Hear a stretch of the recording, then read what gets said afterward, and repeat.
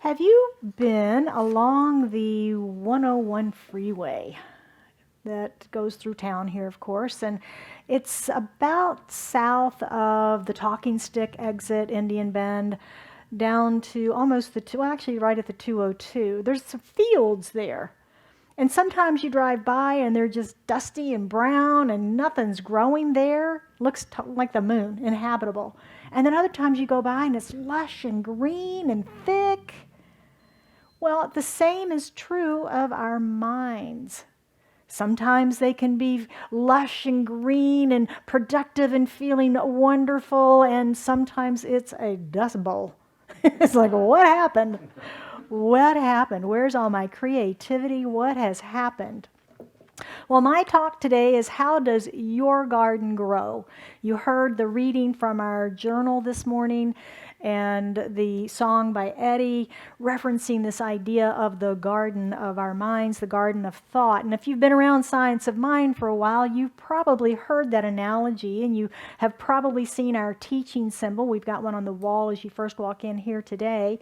And you may have heard the analogy that we use in teaching the creative process of the seed, the soil, and the plant. And that's an easy way to begin to understand that teaching symbol.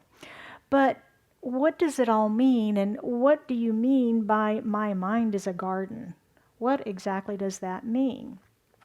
Well, I want to start with the teaching symbol so that we can understand the way that creativity and creation works, both at the physical, our personal level, and at the universal level. Universally, that top portion there above where the V comes up, the top portion, that is God, source. That is the divine inspiration, the divine idea, conscious cause. Thank you, Joe. And the next portion then is the law, or the subconscious medium that we have there. But it's the law. It's this universal system in which we live that it works alike for everyone and everything. And it's the things that say electricity and gravity are going to work the same way for all of us, that it doesn't play any favorites and things like that. The bottom section then is the form, the effect, the body, the creation, the form or the matter. If you think in terms of quantum physics, and you're familiar with, we've got all the stuff out in the quantum, and then it takes form, and we can see it as a form or as matter, as a substance we can touch and feel perhaps. So that's the idea of that. And again, another way to think of it is that top part being a seed going into the dark receptive soil of the ground, and then the bottom portion is a plant that is blooming and growing. So I know that you're all very familiar with that. And in our lives, our beliefs are the seeds. Our beliefs are the seeds or the source. And as I was working with this material this week, you probably are used to hearing that as your thoughts create, right? Your thoughts create. But as I thought about that, I thought, okay, I'm thinking about it, I'm thinking about it, I'm thinking about it. Where is it? Where is it? Where is it? I'm thinking about it. Where is it? It's not here. I'm thinking about it. It's not here. And sometimes I think we do that. We get that intellectual part of it and we say, I'm thinking about it. It should be here. Where's my stuff? It's not showing up. When in reality, it is our beliefs. It is our beliefs that are the creative substance of our lives. The universal system in which we live says yes to the inspired thoughts, the inspired beliefs that we present it with. And this sounds very simple. Again, I think and I get it. Not quite. The system is simple. The system is simple. We're not. We're not simple. We're pretty complex beings. We have this universal mind in which we live, and most of what we're aware of with that is our conscious, intellectual part of mind, where we have a thought, where I want to create that, I want to change this in my life, I want to call this into my life, I want this. And we do that in what I think of as the top part of our head, whereas we need to do it in our hearts. We need to embody it in what I call the furnace of creation. That's where our beliefs reside, is in that furnace of creation where things happen. And that's why there's a disconnect so many times between that intellectual, I'm going to call in a loving relationship and abundance and prosperity and a new career and my health and and we intellectualize it and we go, yes, I'm saying yes, what's wrong with the universe? It's because we haven't accepted it in that furnace of creation, that subconscious area of belief. So we have that conscious mind. And Holmes tells us that we then have the subjective or subconscious mind as well. And that's the part that is so creative. If you think about these beautiful bodies that we have in this wonderful system that supports us, that is a vessel for our spiritual being, our consciousness, if you will, they're pretty complex systems. They have a lot of things going on in the body all the time. And fortunately, our subconscious is on that. It's operating that all the time in connection with the intelligence of the individualized cells. Now, depending on what you read, our bodies typically have somewhere between 30 trillion and 70 trillion cells in them. And they all have their own intelligence. They all know what to do. Your liver cells know what they're supposed to do. Your skin cells know what they're supposed to do. Your heart cells know. And they all work together in this beautiful community called body. And all of that is coordinated through our subconscious, thank goodness. I don't know how to circulate my blood. I don't know how to digest my food. And I don't know how to make sure my nervous system is firing on all the right places and parts and things at the right time, right? So we have this subconscious part of us that is kind of like the operating system for our bodies. And it's also the operating system for the creation and the creativity of our lives, of calling things in. When we talk about manifesting or the creative process, you may have heard me say, if you're calling in love or you're calling in health or abundance, you must first become that. Now, I don't know about you, but when I first started in this teaching and they told me that, I was like, are y'all nuts? That doesn't make any sense. How can I be something that I don't have that I'm trying to get? That doesn't make any sense. And it doesn't make sense intellectually. But when we get out of our heads and recognize that in order for me to be a vibrational match for that which I am calling in, that is obviously not here or I wouldn't be calling it in, I have to change my beliefs about that. I have to become it. And that's the embodiment part that we're talking about in this furnace of manifestation, of creation. Let's take an example. Let's say that I'm looking for love. And I'm saying it, right? I'm doing my affirmations and all of that. But whenever I see some people in a loving relationship, what is wrong with those people? Get a room, right? Oh my gosh, really? You've got to make a sacrifice for taking time out to go be with your girlfriends? Really? Oh my gosh, you've got to share that? Wow, my relationship's not going to be like that.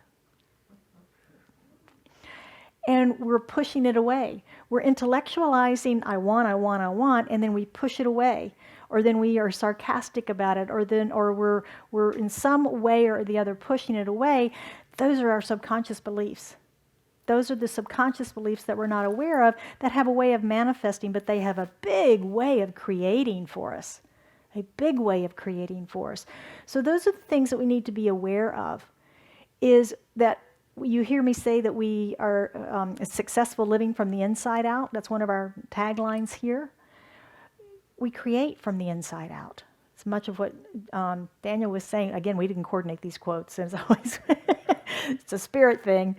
But that is what we're talking about. We create from the inside out. And we have to really get in touch with what do we believe about these areas of our life that we're trying to create new things in.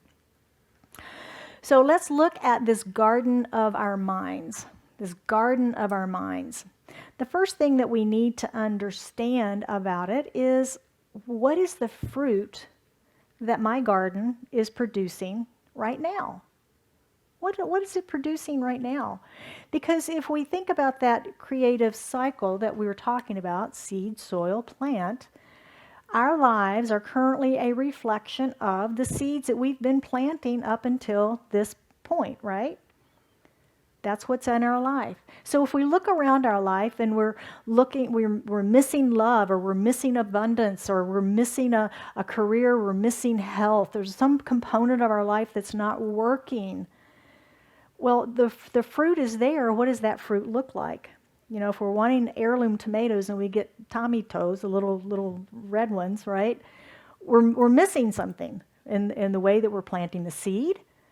We're missing something in how we're nurturing the seed. We're allowing the weeds to come in and take over. What's happening? So the first thing we need to do is become aware of the fruit that we're currently producing in our lives. The Bible tells us in the book of Matthew, "But by their fruit you will know them. Do they gather grapes from thorns or figs from thistles?" And our thoughts produce the fruit of the things of our life. Our thoughts produce the fruit of the things of our life. So what are you producing? Just consider your life for a moment. Is your garden bountiful? Is your garden healthy? Are you planting seeds of gratitude, joy, peace, love? Is your garden healthy and your thoughts aligned with the desired experiences? Again, the intellectual idea of the desire is what you're seeing in the garden, that your harvest. Is that in alignment? Are your thoughts in alignment with that? I'd say mostly yes. Most of us in this room, mostly yes. We may have little weed patches here and there we might need to work on a little bit, right? We might have a little patch of weeds. But mostly I'd say we're in pretty good shape. But if we're not in pretty good shape, and we might need to have a clearing, so to speak, or maybe we just need to replace a row. Maybe we just need to replace a row. If you've ever been in a vegetable garden, and they plant in rows, right? And maybe you've planted a row, or maybe I've planted a row of lima beans. And y'all know I don't like lima beans. So I decided I need to rip out that row of lima beans, and I need to plant, let's say pinto beans. I plant pinto beans. I don't have to touch my tomatoes, my corn, my potatoes. I don't have to touch any of that stuff, right? I don't have to wipe it all out. That stuff's all doing just fine, and I like that stuff. But those lima beans, they gotta go. And I'm gonna plant something I do want. I do want. So think about that as you look at the harvest of your life, of what you're growing in your garden of thoughts. I remember as a child being in my maternal grandmother's house, and she always had a beautiful garden. She's the one with the green thumb. This is a picture of her, and she was coming out of her smokehouse. And she always had something in the smokehouse, canned goods in the basement, and the garden out front. And she always had fresh vegetables and things for us. And in the summer, we would eat on that garden, so to speak, and she would can all that stuff, had a basement full of canned goods. And so we had fruits and vegetables actually year-round from the way that she managed that garden. Now, when she passed on, her daughter lived in the house, not my mom, my aunt lived in the house, and she didn't care much for gardening, so she let it go. And it became overgrown, filled with weeds and brambles and bunnies and all the things that aren't conducive to growing that garden. So we were no longer able to experience those fruits and vegetables that had been sustaining us. The garden was let go. And that's what can happen in our minds when we don't tend to our own thoughts, beliefs, and pay attention to what's happening there. We can grow weeds that choke out the good fruit. When we plant those seeds, we have those intellectual ideas, and then we allow the weeds to come in, and they will begin to choke out these ideas before they can take the root and begin to make manifest. Weeds might be anger, fear, shame, blame, lack, limitation. Any one of those weeds can begin to take over our garden. And right now, we may have a little patch of weeds that we call the COVID patch. We've been dealing with these little things for a year. And, when we start to have those conversations about ain't it awful, about the vaccine or the not vaccine, about the mask or the not mask, about this or the that or the other, and all of the stuff, all that energy we're putting on that stuff that's really not supporting us. Would you agree? Does our conversation around that support us? No. So we're letting those weeds grow because we're not tending to the good stuff that we've planted. We're not tending to those. We're allowing the weeds to grow. So that's how we begin to learn to manage our thoughts, is by turning away from those things that are actually weeds that we're planting in our gardens, and turn away from those, uproot those, and allow our seeds to grow. So Ernest Holmes, the founder of Centers for Spiritual Living, he tells a story about when he was working with a lady that was a piano teacher back in his day. And she came to him because she wasn't getting enough students. She was experiencing lack of students in her business.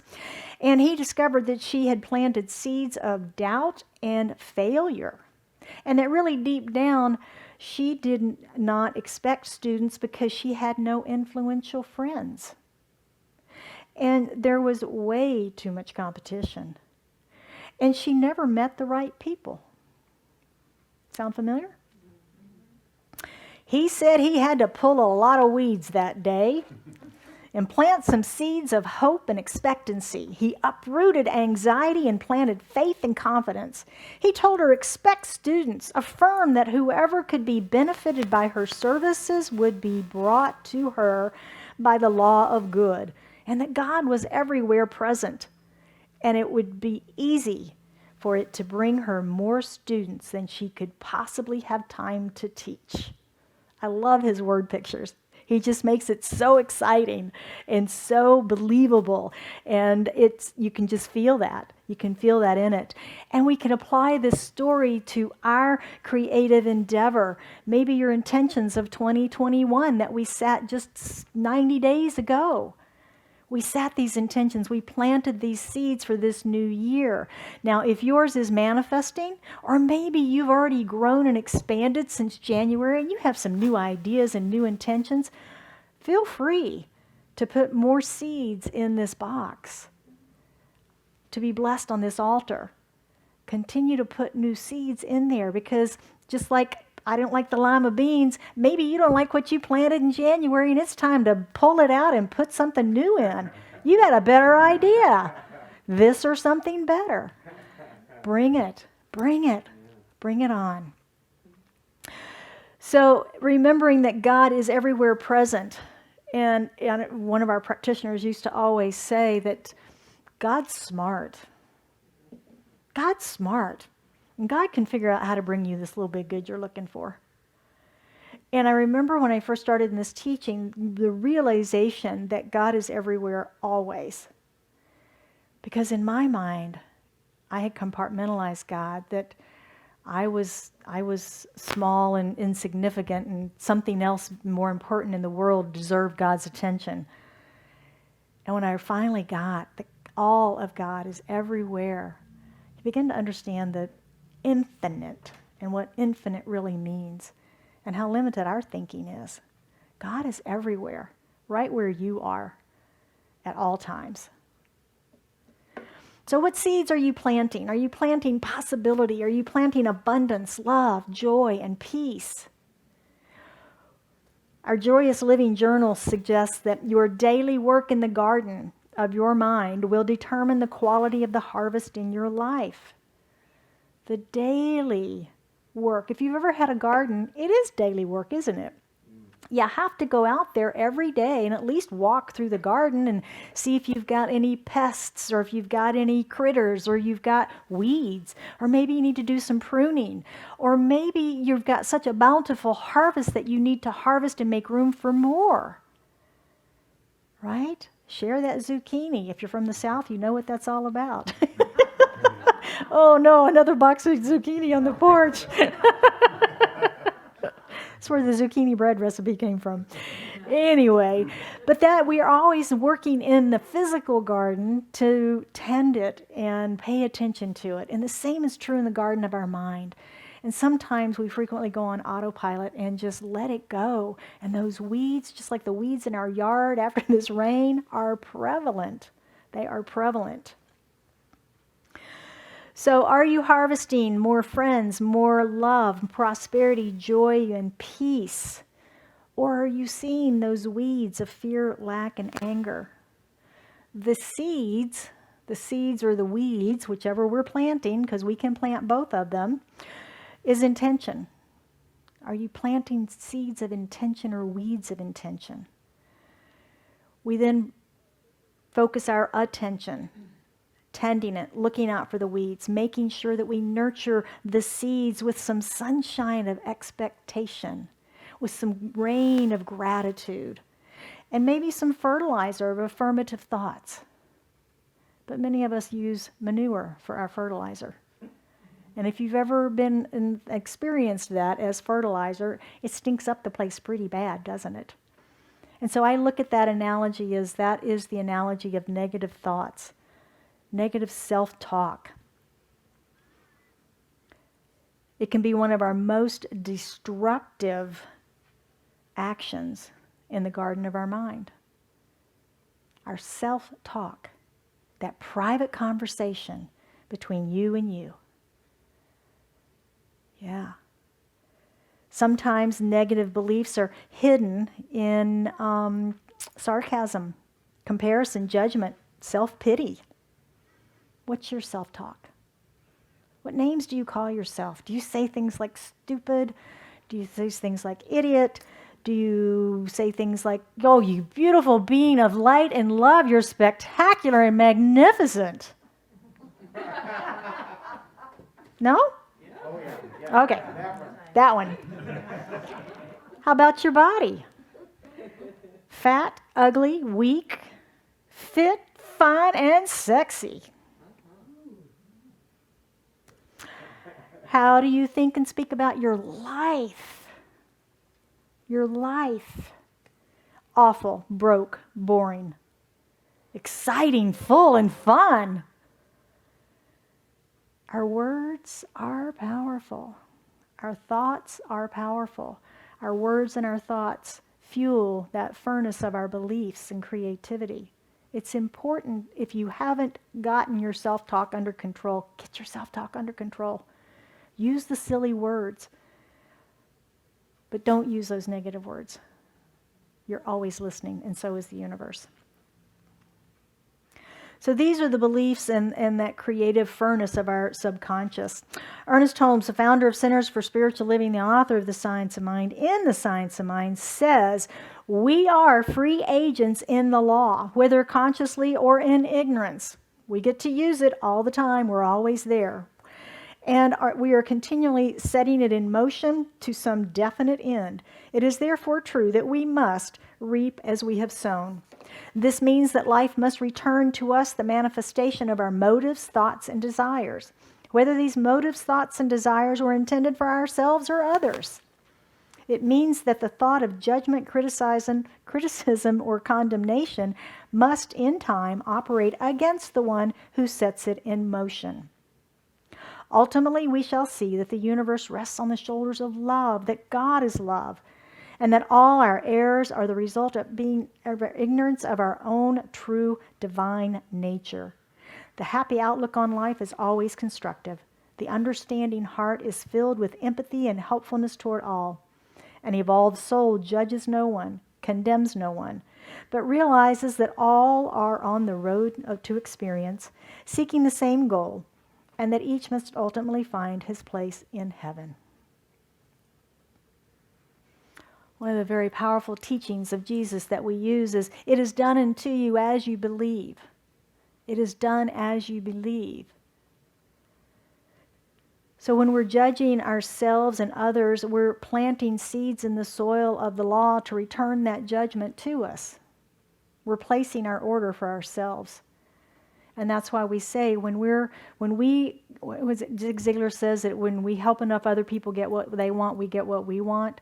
It's because we're putting that in motion. That's the law of attraction. That's the creative process. We're putting it in motion. So when we help others, we get help. When we criticize others, we're criticized. It's the way it works. It's the way it works. So the law of creation in this beautiful, universal, spiritual system that we live in really is pretty simple. And it's very user-friendly. But we have to get that connection between our intellect and our beliefs under control and understand, if they're not in alignment, how to get them in alignment. Science is proving that our thoughts create our reality. And in the science of mind, we have the tools that help us to learn to manage those thoughts that we have. Affirmation, meditation, prayer, treatment, all of those things that we use that can help us to really begin to get our thoughts under control and to clean up that self-talk, to clean up our language, to reorganize our beliefs. We have those tools. We've been blessed with this gift of choice, and we have to make those choices. We have to choose. That's part of the beauty of being human. No choice is still a choice, isn't it? Yeah, no choice is still a choice. So what is the condition of the garden of your life? What new intentions are you planting? How will you pay attention to your garden, nurture the seeds, and tend to your weeds? Will you be harvesting in gratefulness and thanksgiving for the completed cycle and the fulfillment of your desires? Even if it's less than you were expecting, if it's the little bitty tomatoes instead of the giant beef steak, it's still a manifestation in the cycle of creation that you have created. We harvest in gratitude, and then we take out the row of the little tomatoes and we plant what we want. We plant the bigger tomatoes. We don't say the system's broken, the system's wrong, it doesn't work. It worked perfectly. We just need to align what we're planting to see the results that we want to harvest. We know it is up to us, and it is done as we believe. So how does your garden grow? As you believe. As you believe. So let's take a look at our spiritual tools this week and see how we can become better gardeners, better farmers. And don't forget to sign up for Mindful Monday. If you're here in the room, you aren't on that list yet, you can sign up in the lobby. Folks at home, if you'll send me an email, I'll add you to tomorrow's list and you'll get a copy of the email in the morning. And number 1, how does your garden grow? The first thing we need to do is look at what we're harvesting already. What is in our lives? Spend some time in reflection and meditation about what's currently growing in the garden of your life as it sits today. What fruits are you harvesting? Are you like the piano teacher? Or are you more like Johnny Appleseed? Planting trees everywhere, and they're just multiplying and blessing everyone. We bless the good, we discover the weeds, and we become aware of what we need to do or become as our field of creation. Number 2 is to prepare that field. Now, farmers sometimes burn their fields. They sometimes burn their fields to remove the plants that are already growing and to help the plants that are about to come up. And these burns are often called a prescribed burn because they are used to improve the health of the field. So if you're finding maybe a little dust bowl or the wrong row, maybe all your rows are not working right now. You've got lima beans everywhere and you just don't like lima beans. You want more variety. And you feel like that the best thing to do is to burn that field, a prescribed burn. Get some help. Talk to your prayer partner, talk to a practitioner, Daniel, call me, get some help. Let's work on those underlying beliefs to clean up that field of which has been manifested so that we can have fresh, fertile ground for planting those new seeds. So prescribed burn may be the way to go.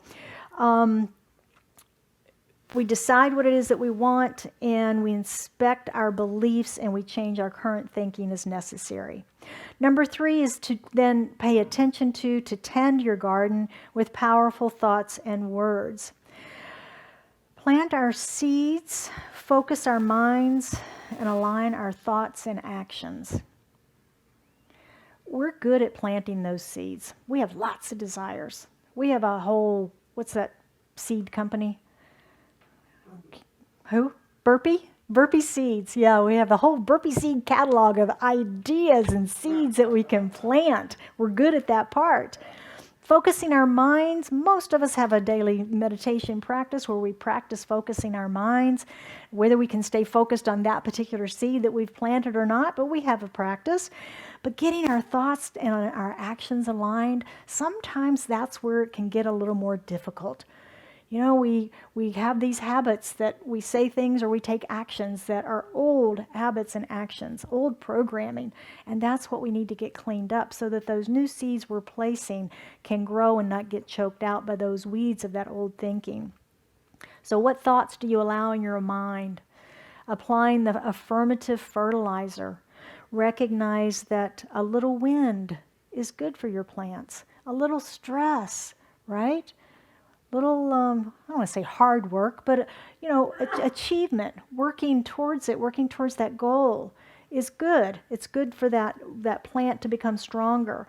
Using the power of our imagination to visualize that garden in full bloom, anticipating that harvest that we'll be receiving. And when the harvest time comes, we gather in gratefulness and thanksgiving.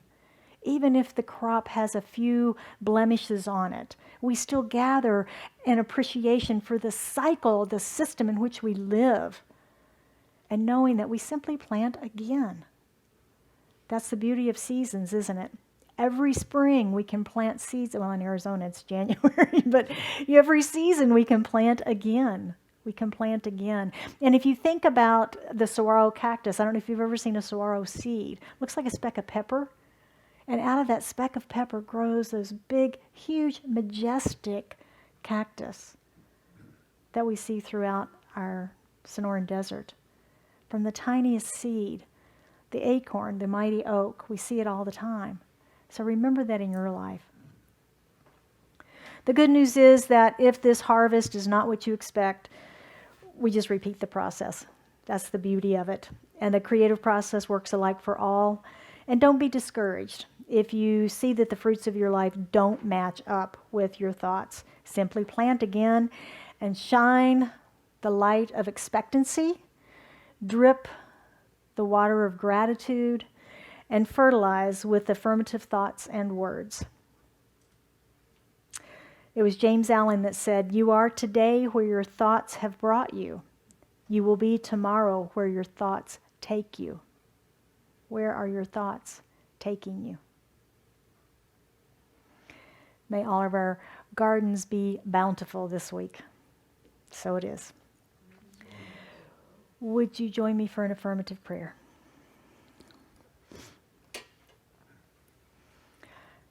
As we go within, we recognize that God is all that there is. It is infinite, so much more so than we can get our finite minds around. But just recognizing the divinity and the infinite nature of that. Recognizing that not only is it love itself and joy and peace and harmony, but it is all that we see in expression, all that we see in form. Everything, everywhere present, every idea, every thought, everything that has been and is and will be is created of that universal substance, that one source, that one presence and essence, that infinite love. God so loved that it gave and continues to give to its creation for a fuller expression of that creation. And we are that creation. We are each individualized and unique expressions and manifestations of that one creative substance and source, that one love. And we possess that ability to work within this creative process, the same one that is used in universal creativity is used in our own lives to create the reality in which each of us lives, moves, and has our being. And so knowing that, I speak my word this day for and about each of us, knowing that the gardens of our lives, the gardens of our minds are abundant and bountiful, healthy and whole, productive, and that we easily and effortlessly nourish those and provide for them and tend for them and pay attention to them, recognizing that the fruit of the harvest is the manifestation in our life of more joy, of more love, of more life, living life more fully, which is what we have come here to do. That is our divine nature, is to be that creative expression of spirit and form and allow that infinite creativity to flow through us, to use this universal system in which we live that we've been so graciously gifted with to create the life of our dreams, the love of our dreams, the joy, the prosperity, the opportunities, whatever it is that is special and unique to us as the manifestation through us. I just say yes to it right here, right now, knowing that whatever weeds we may have had, we just allow those to be removed, uprooted, as Ernest said, and removed from the garden of our lives, the gardens of our minds, and just planting those seeds of joy, those seeds of love, those seeds of peace and abundance and health and harmony, and watch that grow as we believe. And how grateful I am for knowing that I live in this system created of love, and that I have choice, that each of us does. Grateful that the system works, grateful for the harvest, grateful for each and every one that is a part of this center, which is a divine idea in the mind of God, and the bountiful harvest that we each experience each week. And so with great love, great joy, and gratitude, I release this into the action of law, the activity of mind, knowing that it is already done. And we affirm that together by saying, and so it is.